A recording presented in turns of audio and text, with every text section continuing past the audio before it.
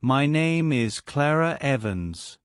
I am 26 years old, and I live with my husband, Ethan. He is 31. We live in a small, quiet town where everyone knows each other. From the outside, my life looks perfect. A good husband, a lovely home, and a steady job. But what people see and what I feel are very different things. Every morning when I wake up, I feel an emptiness inside me. 1 year ago, I made a choice that changed my life forever. I married Ethan, a man who loves me deeply but whom I do not love. I thought marriage would make things better. I thought I would learn to love him with time. But I was wrong. I married him for the wrong reason. It was not love that pushed me into this marriage. It was anger. I was angry with my ex-boyfriend, and I wanted to prove that I could move on quickly. So when Ethan proposed, I said yes without thinking about the future. Now, I live every day pretending to be happy. Ethan tries so hard to make me smile. He brings flowers after work, cooks dinner, and plans little surprises. He looks at me with eyes full of love, but my heart feels nothing. He knows something is missing. One night, he held my hand and said softly, "Clara, I know you don't love me yet, but I believe one day you will. My love will be enough for both of us until that day." His words made me want to cry. Not because they were sweet, but because I knew they would never come true. I couldn't love him, no matter how hard I tried. My mother once told me, "Clara, love is not always there before marriage. Sometimes it comes later. Marry someone who will care for you, and your heart will learn to care in return." Her words sounded wise at that time, but now they only bring me confusion. What if love never comes? What if my heart stays empty forever? One evening, Ethan prepared a candlelight dinner. He cooked my favorite meal, played soft music, and said, "This is for you, Clara, because you are my world." I forced a smile. I wanted to be happy, but I felt trapped in a life that didn't feel like mine. After dinner, he took me to the park where he had proposed to me. He said, "Do you remember this place? This is where I promised to love you forever." I looked at him and wanted to scream, "But I don't love you." But I couldn't. I didn't want to break his heart. So I stayed quiet and watched the stars instead. That night, I couldn't sleep. I stared at the ceiling and thought about the woman I used to be, full of dreams and laughter. Now I was just surviving. My best friend, Maya, noticed the change in me. She asked, "Clara, you don't seem happy. What's wrong?" I finally told her everything. I said, "Maya, I made a mistake. I married Ethan, but I don't love him." She looked shocked for a moment, then said gently, "Maybe you need a break. Go somewhere alone.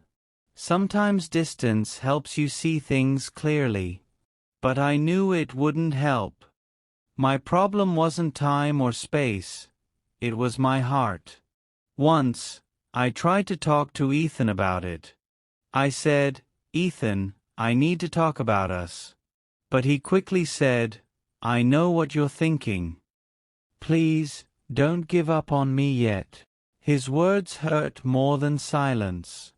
He still had hope, but I had none. A few days later, Ethan came home with a big smile. He said, "Clara, I've been thinking. Maybe having a baby will bring us closer." My heart froze. A baby? With someone I don't love? I looked at him and said quietly, I don't think I'm ready, Ethan. He looked disappointed but didn't argue. He just said, "It's okay. I'll wait." He never shouted, never got angry, and that made me feel even worse. How could I hurt a man who loved me so purely? That night, I sat in my room and cried. I thought about leaving. I even packed a small bag once. But when I saw Ethan sleeping peacefully, I couldn't walk away. He looked so calm, so kind, and I felt like a terrible person. The next morning, he made me coffee and smiled like everything was fine. "Clara," he said, "we're going to be okay. I believe in us." His faith in our love made my heart break again. Weeks passed, and nothing changed. I kept smiling in public, pretending to be the happy wife, while inside I was falling apart. Sometimes I imagined what people would say if I left him. Would they call me selfish? Cold? Ungrateful? Ethan took me on a trip to the seaside one weekend. He said, "Maybe the sea will heal your heart." We walked on the sand, watched the sunset, and listened to the waves. It was beautiful, but I still felt nothing. The ocean was calm, but my heart was a storm. After the trip, Maya called me. She asked, "Did it help?" I said, "No. I feel the same." Every night I thought about my life, and every morning I woke up with the same sadness. I didn't want to live a lie anymore. One evening, while Ethan was at work, I looked in the mirror. The woman staring back at me looked tired and lost. Her eyes had no light. I whispered, "Who have I become?" That night, I wrote a letter to Ethan. I told him the truth. I told him he deserved real love, not a broken promise. Then I packed my bag again. But before I could leave, Ethan came home early. He saw the letter on the table. He read it quietly, and tears filled his eyes. He looked at me and said softly, "So, you're leaving?" I nodded, crying. He said, "I always knew your heart wasn't mine, Clara. I was just hoping one day it would be." I said, "I tried, Ethan. I really did. You're a good man, but I can't give you what you deserve." He walked closer, took my hand, and said, "Then promise me one thing. Find the happiness you're looking for." I cried harder. He smiled sadly and said, "Don't feel guilty. Sometimes, love just doesn't grow, no matter how much we want it to." I left that night. I looked back once and saw him standing in the doorway, holding the letter. The man who loved me more than anyone, and yet I was walking away. It has been months since that day. I live alone now in a small apartment near the city. I go to work, cook my meals, and sometimes sit by the window thinking about Ethan. He taught me what real love looks like, patient, kind, and forgiving. But he also taught me something else. Love cannot be forced. Sometimes I wonder if he found someone new, someone who loves him the way he deserves.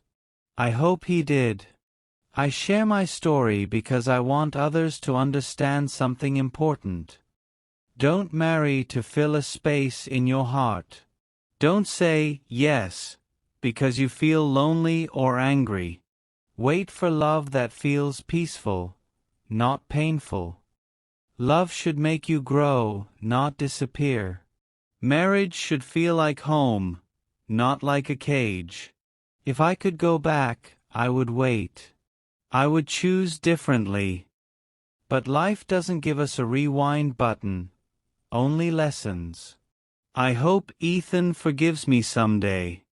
And I hope one day, I'll forgive myself too. This is my story, not a happy one, but a real one. If you've ever felt lost in love, know that you're not alone. Sometimes, the bravest thing you can do is to walk away from what isn't right. If you like this story, please like, comment, share, and subscribe for more.